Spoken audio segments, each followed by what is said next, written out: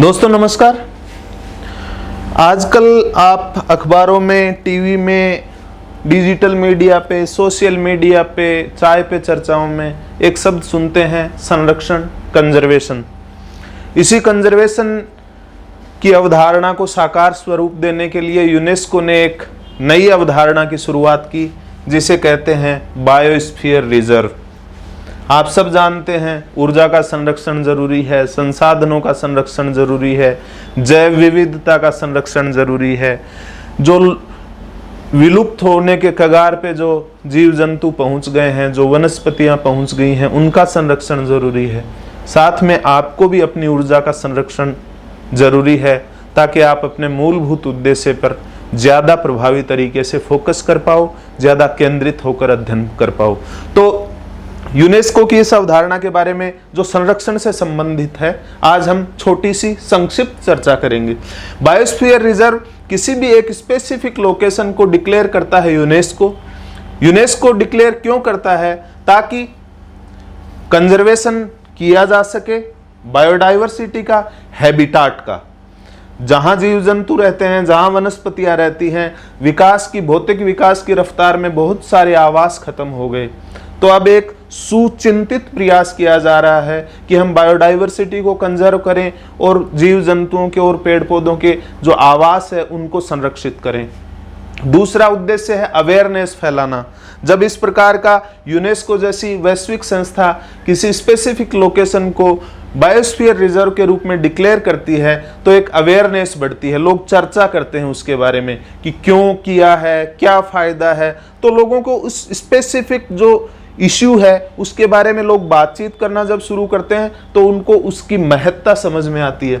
Education, जो भी लोग हैं उनको एजुकेट करने के लिए कि हमें इस प्रकार के संरक्षण पे बल क्यों दिया जाना चाहिए, आपके भविष्य के लिए, आपके वर्तमान के लिए कितना बेनिफिशियल है, रिसर्च के लिए।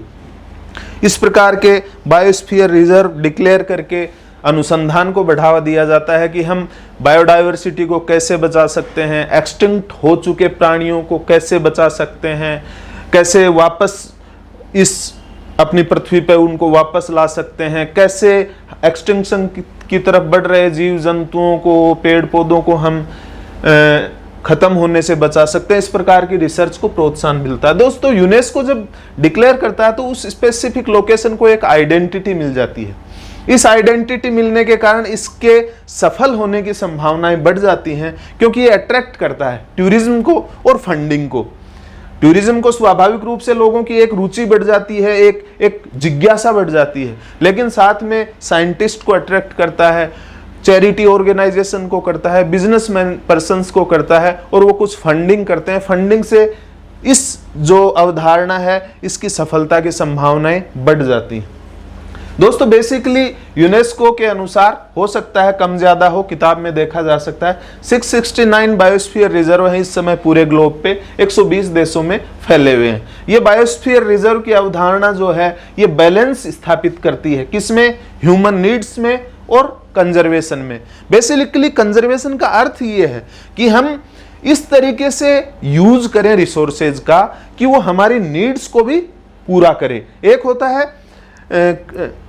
प्रोटेक्शन या प्रिजर्वेशन का मतलब है कि किसी भी प्रकार का इंटरफेरेंस बर्दाश्त नहीं किया जाएगा, लेकिन कंजर्वेशन में इंटरफेरेंस रहता है, ह्यूमन नीड्स को तिलांजलि नहीं दी जाती है। तो ये बेसिकली ह्यूमन नीड्स और प्रोटेक्शन कह दें, उनके बीच में एक सामंजस्य और संतुलन स्थापित करने का एक प्रयास है। दोस्तों, आप में से जो तैयारी के एडवांस स्टेज में हैं, सब लोग जानते हैं कि ये क्या अवधारणा है, लेकिन मेरा जो मूलभूत पर्पज है वो है कि ग्रेजुएशन करने वाले जो बच्चे, जो आकांक्षी हैं सिविल सेवाओं में आने के लिए, वो अगर ऐसी छोटी छोटी अवधारणाएं अपने शुरुआती अवस्था में ही सीख लेते हैं तो उनका आत्मविश्वास बढ़ता है और भविष्य में तैयारी करना उनके लिए काफ़ी आसान हो जाता है।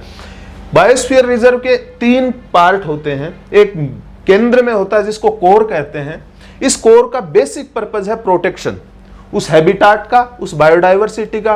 ह्यूमन एक्टिविटी टोटली प्रोहिबिटेड होती है, कोई वहां नहीं जा सकता। जैसा है, जैसा नेचर ने बनाया है वैसा ही रहने दिया जाता है। दूसरे एरिया को कहते हैं कोर के बाहर जो चारों तरफ फैला रहता है उसको बोलते हैं बफर। बफर का जो मुख्य पर्पज है ये टूरिस्टों के लिए, टूरिस्ट वहां आते हैं तो लोगों को अट्रैक्ट करना, क्योंकि इस बायोस्फीयर रिजर्व को चलाने के लिए इसमें इतना ज्यादा निवेश किया गया है, उसके लिए आपको जरूरत है संसाधनों की, तो टूरिस्ट हमें वो संसाधन प्रोवाइड करवाते हैं। ये रिसर्च, इस एरिया में रिसर्च एक्टिविटीज को इजाजत दी जाती है, प्रोत्साहन दिया जाता है कि बायोडाइवर्सिटी कंजर्वेशन से, एक्सटेंशन से रिलेटेड जो रिसर्च हैं वो ज़्यादा से ज़्यादा हों, ताकि हम अपनी बायोडाइवर्सिटी को बचा सकें। फ्यूचर वाली जनरेशन्स के लिए बहुत सारे जो ये ऐसी एसेट्स हैं उनको हम आने वाली पीढ़ियों को सौंप सकें। तीसरा, एजुकेशन को बढ़ावा देने के लिए बच्चों में, बड़ों में, जवानों में, वृद्धों में, सब प्रकार के लोगों में अगर एजुकेशन और अवेयरनेस बढ़ जाती है तो हमें कंजर्वेशन में काफ़ी आसानी हो जाती है। तीसरा एरिया बाहर का ट्रांजिशन एरिया होता है। ये बेसिकली लोकल और कंजर्वेटिव दोनों मिलकर काम करते हैं, क्योंकि अगर इस प्रकार के जो प्रोजेक्ट हैं उनके लोकल्स का अगर सहयोग नहीं लिया जाए तो इनके असफल होने की आशंका रहती है। इसलिए इसमें लोकल्स को साथ लिया जाता है, कम्युनिटी की हेल्प ली जाती है, कम्युनिटी के साथ मिलकर काम किया जाता है। कंजर्वेशनिस्ट, रिसर्च ऑर्गेनाइजेशंस और लोकल कम्युनिटी सब मिलकर काम करते हैं और इसका प्रोटेक्शन सुनिश्चित करते हैं। दोस्तों, इसका बेनिफिट क्या है? बेनिफिट ये है कि जो बायोस्फीयर रिजर्व है ये हैबिटाट को सुरक्षित करता है, डाइवर्सिटी को सुरक्षित करता है, आर्थिक विकास को बढ़ावा देता है। जब टूरिस्ट यहाँ अट्रैक्ट होते हैं बहुत सारा रेवेन्यू जनरेट होता है, इंफ्रास्ट्रक्चर में इम्प्रूवमेंट होता है, लोगों को रोज नए प्रकार के रोजगार मिलते हैं, उनकी आय में बढ़ोतरी होती है, उनका वेरियस लोकल्स का वेरियस कल्चर्स के साथ इंटरेक्शन होता है, इससे वो कल्चर्स की समझ उनके बीच में बढ़ती है, इससे सौहार्द, शांति और सामंजस्य को बढ़ावा मिलता है। और तीसरा एजुकेशन है, रिसर्च। अगर व्यापक दृष्टिकोण से बात की जाए तो लोकल्स के लिए आय बढ़ाने का साधन और रोजगार सृजन का तो साधन है ही।